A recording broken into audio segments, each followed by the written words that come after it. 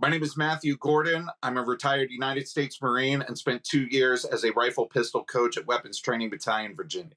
I was sitting and thinking, if I was in Congress, what would be the bill that I would put forward right now? It was like an epiphany hit me that, wait a minute, we're restricted while we're in the Marine Corps up to a certain rank if you're living on base. You're not allowed to just freely possess your weapon on base.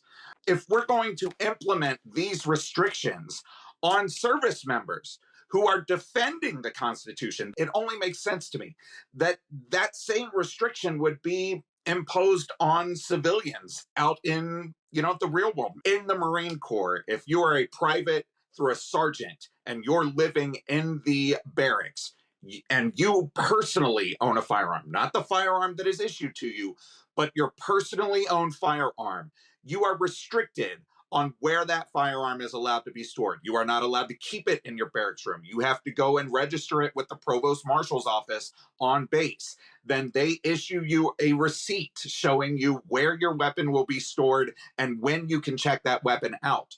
The Marine Corps, the finest fighting force on the planet, is saying that those individuals should not be responsible for firearms in their barracks rooms. That's not the way it is in the civilian world. In the civilian world, you can walk into a gun store and walk out with 2 AR-15s and 1,600 rounds of ammo and just go live your life.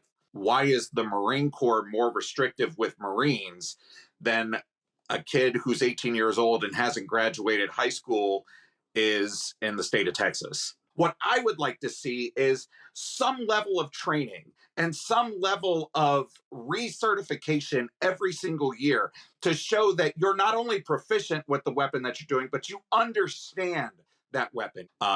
Doing like a 3-step kind of permit process where you have to go to an 8-hour gun safety course specifically for the weapon that you are looking to purchase. You have to go spend a day on the range proving that you're safe and competent in the handling of said weapon.